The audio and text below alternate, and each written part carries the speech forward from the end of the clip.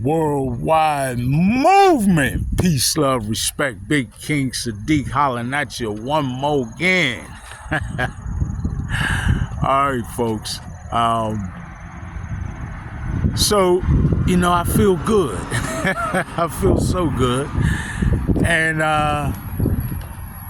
what made me actually just think about that in a way that I would cognize it a little deeper than just saying it is that, like, so many people still feel like we are living in the end times. And interestingly enough, I just had someone say that to me today.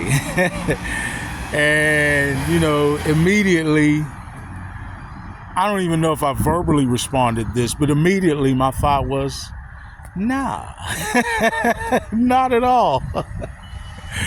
We are in the beginning of a new time. So if you want to think about the old paradigm or the old times, yeah, that's over. But if you want to think about the reality of where we are now, we are in transition and in the beginning of a whole new paradigm. That should be exciting, right? Change is always inevitable. It is, in fact, the one constant, right? And the fact that we are changing from an old paradigm that introduced us and immersed us, the majority of the world, to misery, pain, hate, suffering of so many forms, so much lack, right? And not true abundance. And that's for most of the world. We know that the socially economic elite have positioned themselves that they are experiencing the opposite and have been experiencing the opposite, right? All the abundance they could possibly dream of at the expense of the masses. And just to clarify, folks, I don't hate the socially economic elite at all. I don't even view them as my enemies. I don't have any enemies.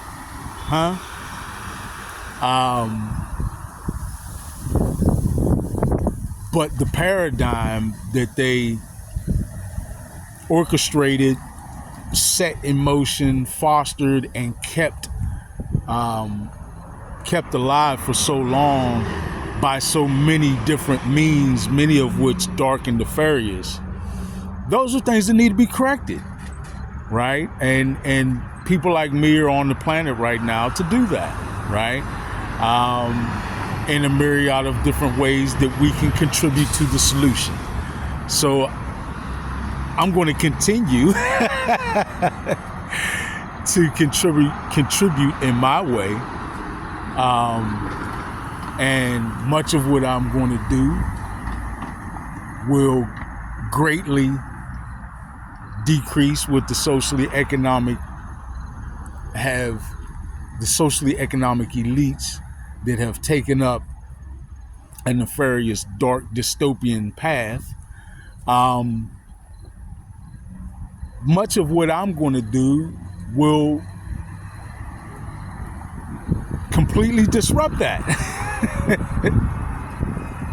So I understand why they don't like people like me, especially since they can't shut me up or stop me, right? There is no stopping me.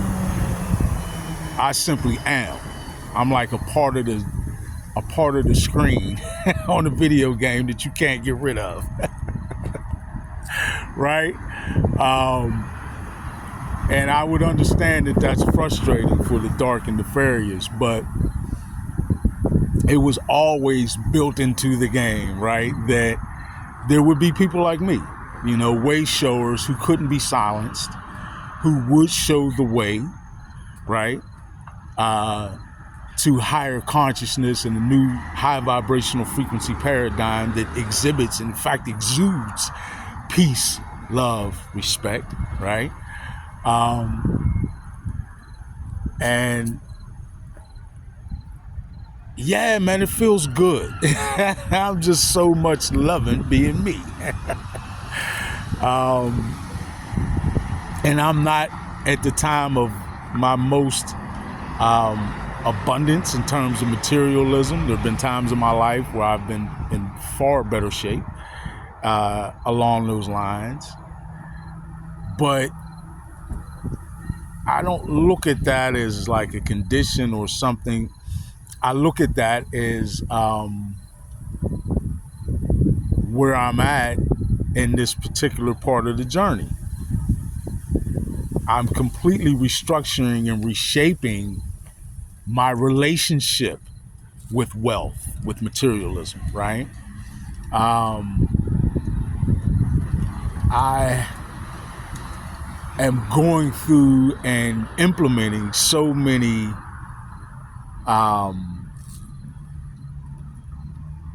deep and intrinsic, right? Really self-analytical changes that as I refine myself on a daily basis, I reestablish, recreate, reinvent, and put forth a new relationship that I have with wealth, as I know that, and this will be interesting to go and look back on in a couple of years. I know that right now in my life is a time when great wealth is about to start coming to me very quickly. And it sounds cliche, but I've always known this. Somewhere in the back of my mind at this time of my life is shined forth as a time when these things would happen, specifically with my wealth and abundance, because I knew it would put me in a position where I had the resources to do the incredibly powerful and impactful things that I'm going to do on the planet.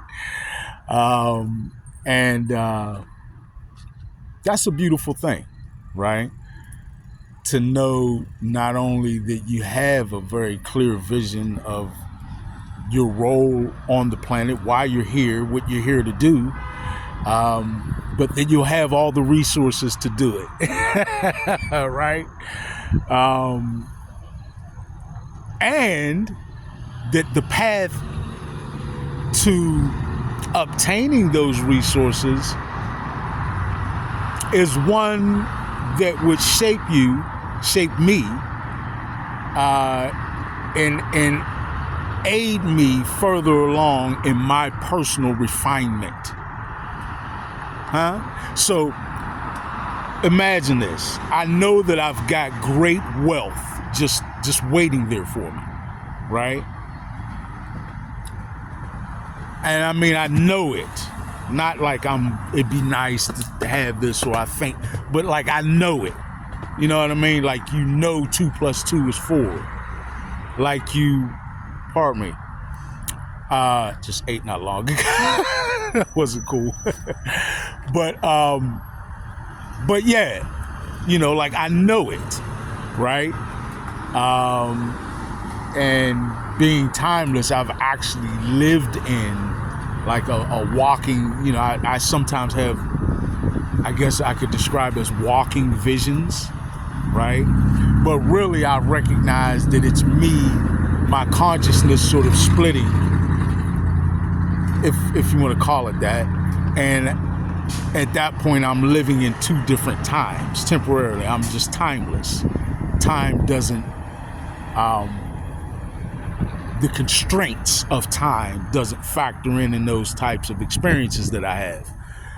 But anyway, in one of those experiences, I've plainly and clearly imagined, or rather should I say, I've walked in my own moccasins in the future. I know. What are you talking about, Big King? Folks, you can do anything with your mind. Once you remove the barriers, once you remove the limitations and the bounds, you can literally do anything in your mind, right? Time, if you actually think about it, is just a construct that we've made, and really that makes the most sense in the world. Think of how relative it is, right? If time was this concrete thing that existed, how can it be two different times in two different parts of the world? No, if it were this concrete thing that just is, then it would be one time. It could be perceived differently in different places, but it would be one time. So time is a very relative thing, and very useful to us for structure, right? As we perceive and implement it, but certainly not something that we have to hold as a limitation, right? You can, in terms of doing spirit work, you can actually live, at least for some point of time. And this is what I experience when I go through points of timelessness. You can live in your future self. You can literally have your consciousness experience your future life and do things, right? And influence your future self, make decisions as your future self, even partake in certain actions as your future self, with your current self steering the ship. I know I'm dropping another one on y'all.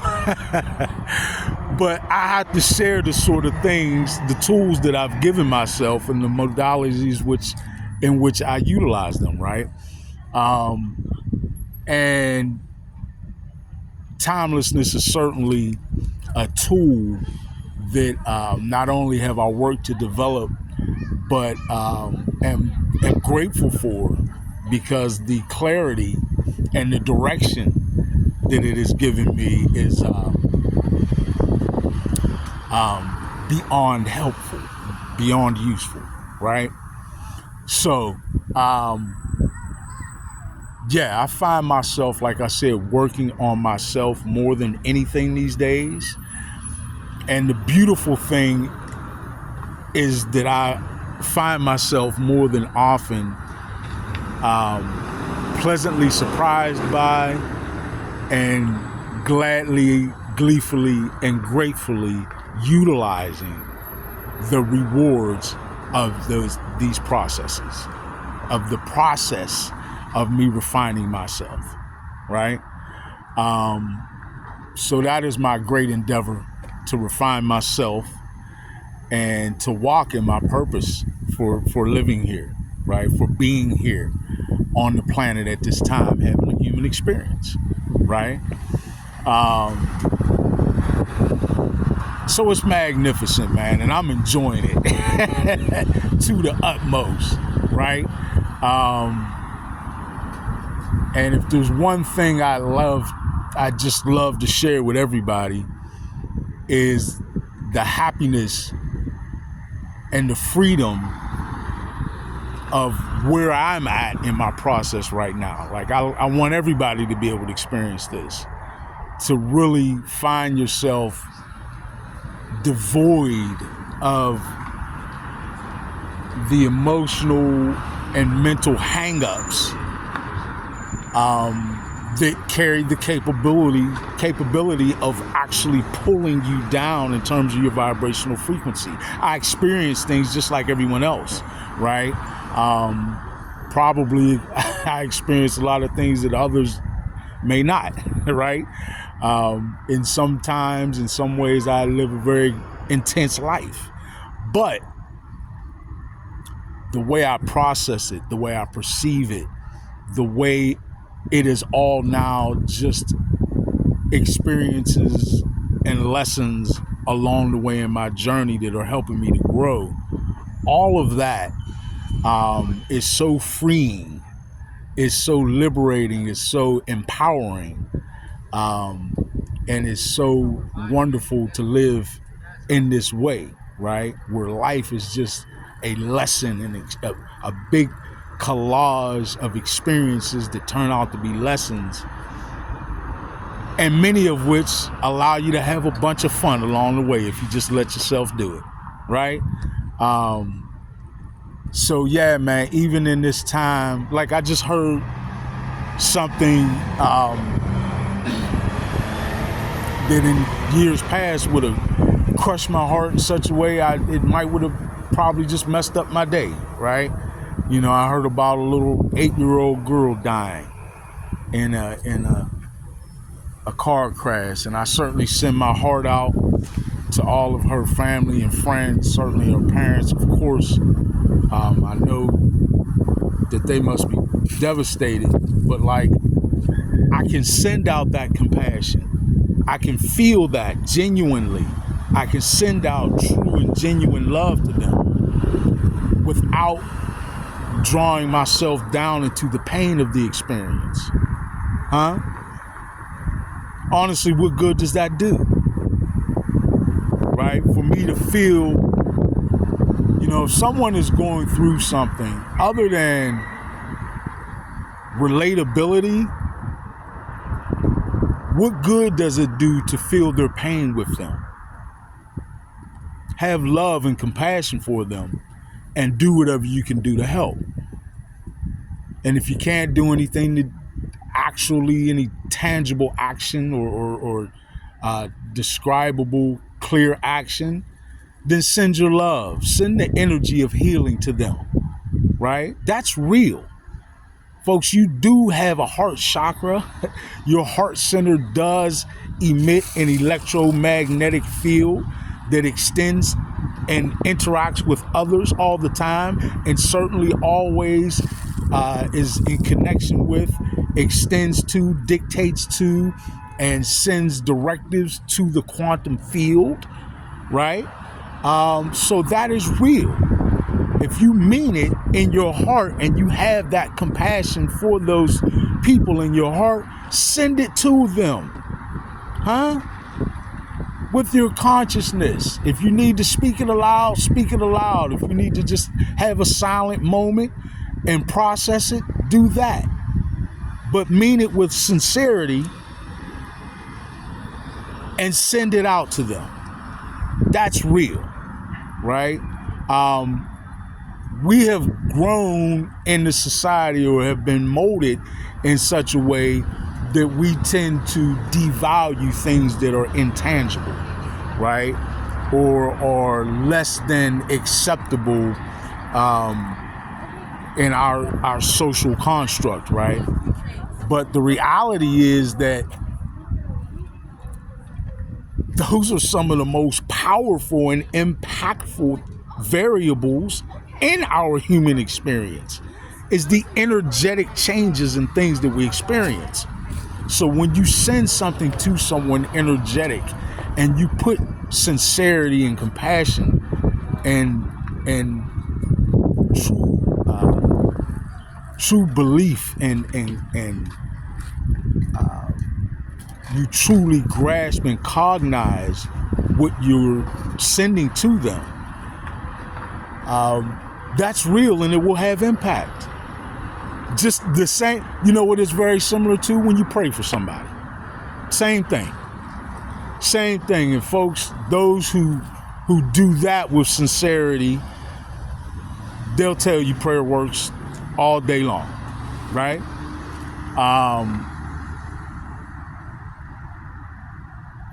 That's something I learned years ago, right?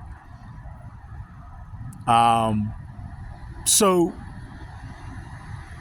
do those things, take divine, mature, compassionate action, but know that this is part of their human experience. And as much as they would not have wanted to experience it, it's what they were supposed to go through in order to learn whatever they're supposed to learn from it and grow in whatever way they're supposed to grow from it.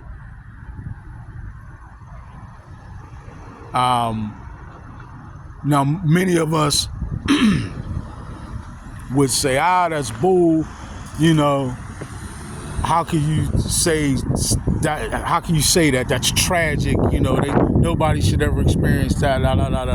Well, folks, there are a lot of things that happen during our human experiences that we may feel that way about. Like, for example, a child that's born and is, for whatever medical difficulty, is only going to live 6 months,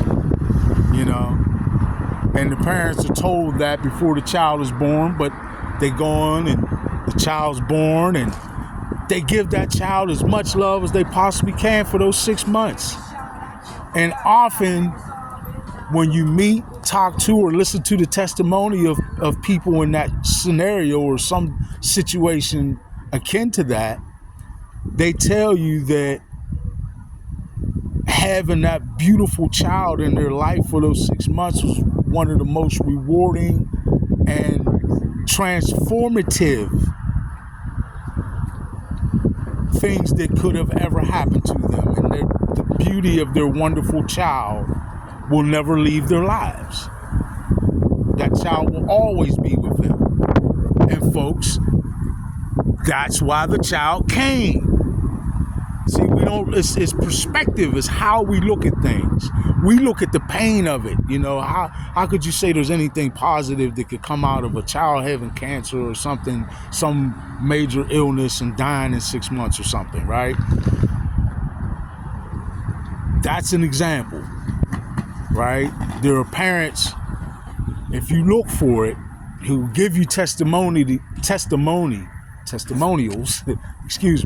or testimony that is very similar to what I just stated, right? So the purpose of things and why we experience things, why we experience tragedies, often, folks, like I've said in my previous videos, many of them, the most tragic things and the most difficult things that we experience in life are often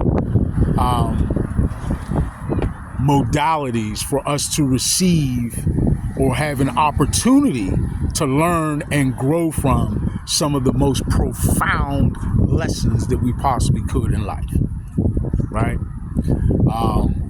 Folks, we are here to grow, right? That's why you take the time to come down to this density, to incarnate into this physical plane in a corporeal body, right? In a lower dimensional state than what your spirit would typically exist in, right? You do this to come here and learn from all these experiences, from this collage of experiences that we call life. So that's what I'm doing. And I'm enjoying it along the way in so many profound ways. Maybe because where I'm at now affords me the ability to love everyone, to not judge anyone, but to recognize that they're having a specific human experience for some reason, right? And it's beautiful that they're going through that process. And whatever their human experience is, it's part of this big collective picture that we're all forming, right? The maturation of humanity, right? So, again, I'll end this with recognition and gratitude, right? For me being at this point and being able to learn so much, so profoundly, by working on myself, refining myself every single day, right? All right. I thank you all. I love you all. Of course, we're going to continue to grow together. We are actively cementing in our new paradigm of peace, love, respect. We are just about done with the old paradigm of misery, pain, and hate. And the last remaining vestiges of that only exhibit desperation if you pay wise attention. Right? Okay. I love you all. Let's continue to surge powerfully forward. Worldwide movement. Peace, love, respect. Big King Sadiq, I'm out.